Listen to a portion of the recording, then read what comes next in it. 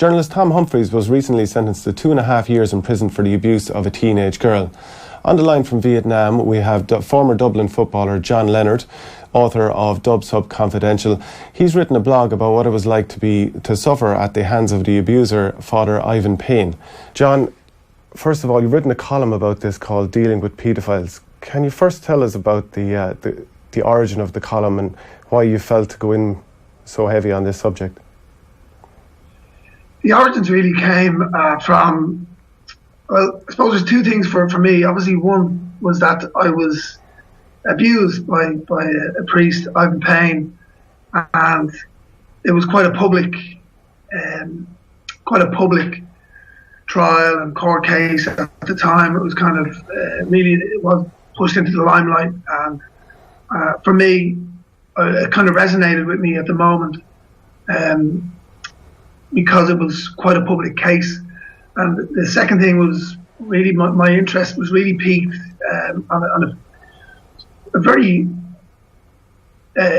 personal level, because Tom Humphries was somebody who I'd read his work for many years, and I really enjoyed reading his work, and I really felt like this was a case that combined two things for me, you know, my own personal story, and then somebody in the public sphere who I'd looked up to or known in the past, and for two of them to come together for me was it just really made me feel like I had to write again. I hadn't written anything in about 6 months on the blog, and so this one really did push it forward for me. Yeah, so we appreciate it's an incredibly sensitive topic, and if there's anything that you're uncomfortable speaking about, please let us know, and we will move on from it. But I think it's very important to hear from somebody who has suffered with this sort of abuse, and the coverage of it. There has been some sort of perhaps sympathetic coverage of Tom Humphries and talking a lot about his work rather than actually the abuse itself. Is that something that's really bothered you? Yeah, look, I kind of wrote about it in a way because when I initially started writing about the blog, one of the really weird connection for me was that when I first originally went to write the book, Dub Sub, I looked for authors who'd been published in Ireland with alternative kind of GA stories, and one of them was Donald O'Cusack's book, which was ghostwritten by Tom Humphries himself. So there was this sort of weird connection as well to it. I suppose for me, having been abused, you feel kind of shy and embarrassed and nervous to talk about it at certain points. I didn't answer your question there. What was that again? I suppose it's in terms of the coverage of it, you know, because Father Ivan Payne, he was sentenced to 6 years for pleading guilty to 13 charges of sexually abusing 9 boys between the ages of 11 and 14. And there was a very, very vivid quote from your piece, the blog you wrote, saying that he sexually abused me in handcuffs. And you know, just that all kind of rang home. As someone who's been through it, for you to then see the coverage of Tom Humphries, the man, and it almost be separated from Tom Humphries, the paedophile, I'm just wondering how strongly did that hit home with you? Yeah, it's a tough thing because I can understand how people who've known him all his life, and especially with the people who come out and supported him, quite famously the two who gave references for him, I can kind of understand how people would be sympathetic for somebody who might approach you and say to you, look, I'm in a spot of bother here. I've been accused of something which I didn't do, and I need somebody who's known me all my life to come back to back me up. Can you do it for me? And I can appreciate that people would stand up for it. But the reality is that it was a kind of open shut case for Humphries. There was a lot of proof against what he'd done, and he's a paedophile. You know, he's not. I know in Donald O'Cusack's statement, he said something about a man who was in a dark place. He was helping a human who was in a dark place. He wouldn't have been in a dark place if he hadn't been a paedophile and hadn't sexually attacked a young girl. And it's difficult then when you're, and this is kind of when I came out about being abused 20-something years ago, there is a weight of fear and I was going up against not only Ivan Payne, but against the Catholic Church, because they've been moving paedophile priests all over the country, and I've since learned out of the countries into other countries. And when you're coming up against that kind of a behemoth of an industry, and it's an incredibly intimidating thing to come up against. And for this girl and her family, who've been put through the absolute ringer, for them to have to read articles from the same, in a similar way, where this industry and it's not a malicious way, it's a kind of an ignorant way of looking after one of their own. It's ignorance. And in some ways it might be. You use the term cognitive dissonance, where people are trying to tally the person they knew versus the crimes that he committed, and the fact that they had such great time for this person, and how on earth can you then condemn this person that you knew to be a certain way and such a talented writer? This is the difficult thing with paedophilia and paedophiles in general, because they get into these positions of power. They will be, in normal circumstances, men who are wealthy or have got a lot of backing and status and that kind of thing. And so the people they know, the other people who respect them, other men, other women, whoever it is, they will know them as a certain role and a certain type. And when it comes out that they've been actually sexually abusing or whatever it is they've been doing, it doesn't register with the people who've known them. So you just kind of say, well, it can't be true. And this is the person I know. It's not this person.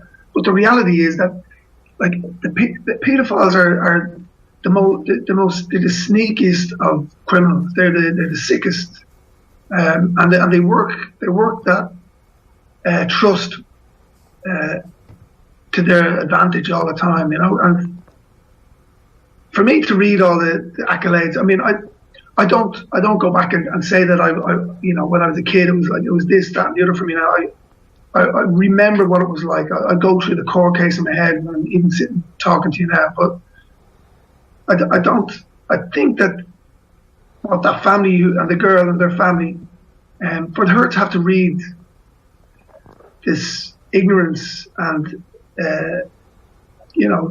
dross trotted out to back up this man's incredible status and talent as a writer, it's sickening, to be honest.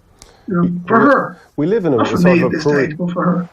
sort of a prurient world whereby there might be a terrorist attack in America or something, and they put the picture of the terrorist on the front pages, and we look at that person and talk about that person. And in this case, there's a lot of focus on Humphries rather than the girl who suffered at his hands.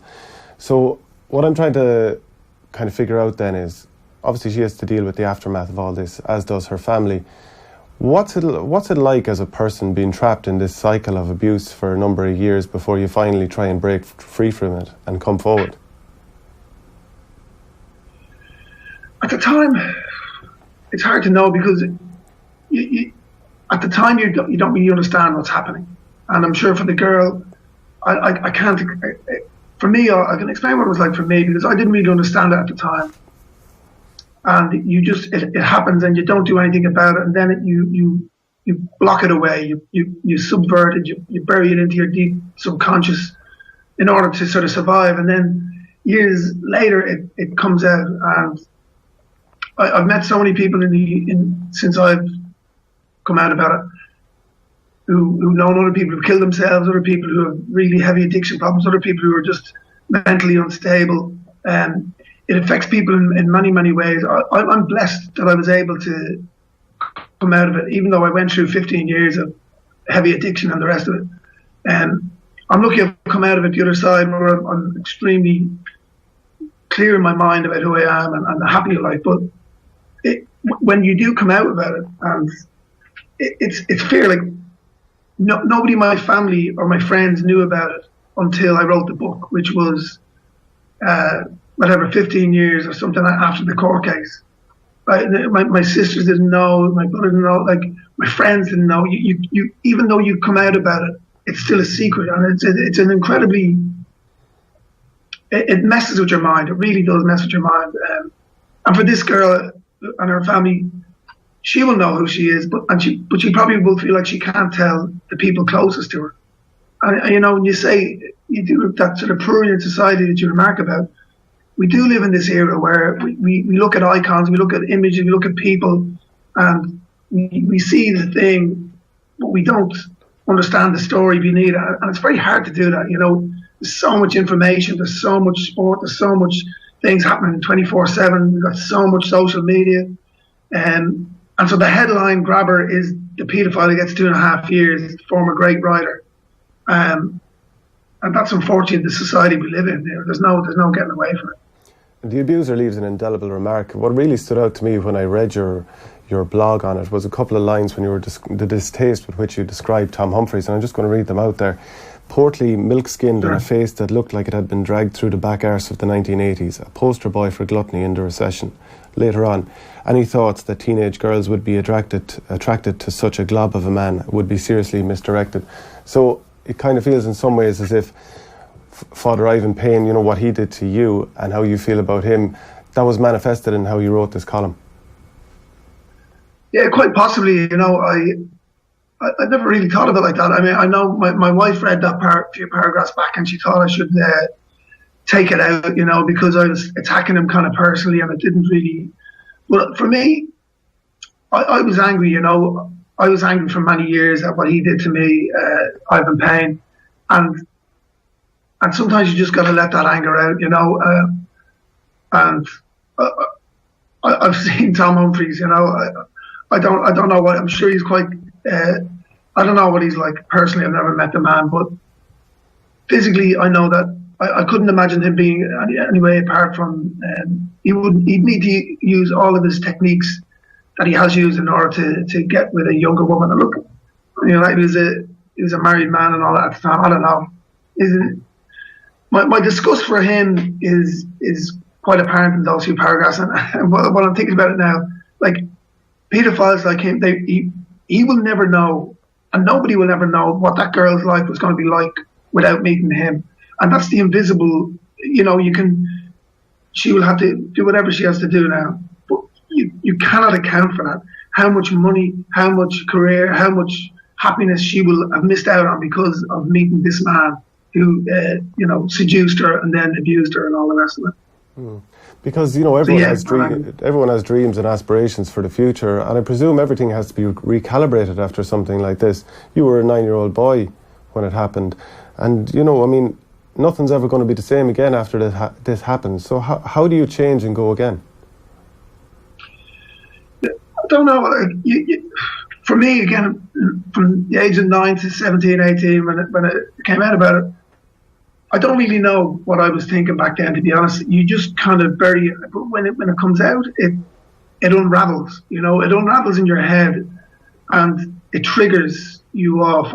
Like when you have other little things that happen and go bad in life, this underlying deeper sort of bad thing, evil thing, whatever you want to call it, it gives you an excuse. It gives you a reason to go off the rails. So I don't know. I didn't recalibrate for a long time. I was a wild man, a young man, and that was how I dealt with it, And so it took me nearly killing myself many times, in not by suicide, but putting myself in situations where I probably should have died, till I ultimately woke up in a laneway in Sydney and said, right, this can't go on anymore, And seeing a verdict like 2.5 years, I mean, what do you think for this girl? Like, to see 2.5 years, where you suggested something like 30 years to life would be more suitable. Did that 2.5 years anger you? Because I know Father Ivan Payne, he was initially given 6 years, 4 of which were suspended, but there was the DPP decided to appeal that, and subsequently he served 6 years. So 2.5 years. What were your thoughts on that? It's an absolute. I don't even like 2.5 years. It doesn't. It's not even. It's nothing. It really is nothing. I just don't understand. A friend of mine posted a series of judgments that judges have made over the last couple of years to paedophiles, rapists, and all that sort of stuff. And the sentences are so short. They're 2-3 years for these. The most despicable. I don't know what it is. Like, I don't know where are they getting this from, and why are they so lenient on paedophiles, rapists, and these abusers. I just cannot fathom it, because these men are the worst. They're the sickest of the sickest, and they ruin people's lives. And that needs to be punished. I mean, there's no such thing. It's never a deterrent. The paedophile is not going to change his habits because he thinks he's going to get 30 years or 2 years. But at least they're going to be locked up. At least they're going to be serving their time where they're not a danger to the kids elsewhere. If I had my way, I'd put them all on an island somewhere and just leave them there and let them, figure it out themselves. Like, for me, or chop their hands off, go Middle Ages on it. Do something that really marks them as being the paedophiles that they are. Because, like, after 2.5 years, 3 years, these people are released back into society. Then they go and live wherever they want to. How can that be? How can that be okay? It doesn't make sense to me. What lessons? I mean, they're just these. Sorry. No, I was just going to ask you, what lessons do you think can be learned from this? Because we see in swimming, if a coach is going to be teaching underage kids, that they would have a parent, 2 separate parents would be there to monitor the situation. Maybe that's, with priests and servers there, maybe it's not practical to have parents in the sacristy watching over everything. Maybe in sports it's not always practical, or perhaps it should be. What lessons can be learned? Yeah, I think there has to be something like that, especially at the sort of really vulnerable ages where kids are kind of, up to the teenage years, and even after, like, it's still hard. You cannot protect all the time. Unfortunately, you can't. Kids need to be made aware of situations they can get into. I haven't got practical solutions, to be honest with you. Maybe something like that could be a way to go. More awareness, more conversations, put more of them away in jail. And I suppose it is education, having a conversation about it, and maybe teaching men that being a paedophile is not okay. I mean, I know in Africa right now, they're teaching kids that rape is bad and rape is wrong, and it's impacting the amount of rapes that are happening. Like, maybe we need to actually have classes on how not to be a rapist or not to be a paedophile, and maybe that can actually have an impact. Like, where you tell people. I mean, you and I might know that it's wrong to be a paedophile. But why? Maybe we need to educate directly and be far more. I don't know. I hate to use the word, but proactively tell people this can't happen and supervise. I don't know. Could you supervise every situation? I don't think so. I mean, you get into a really paranoid world then, I think you've spoken in the past about how, when you were at your depths and you were going through mental anguish, that you would have gone to the likes of Greece and India. Currently, you're in Vietnam, and you said you might be there till the end of next year. How are you doing yourself, and have you made kind of peace with what you've gone through? Yeah, I made funnily enough, writing the book really helped me, to be honest with you, because I had to really think of my life, and I'd been sober for a good few years at that stage. So I've been working on trying to really clear my head.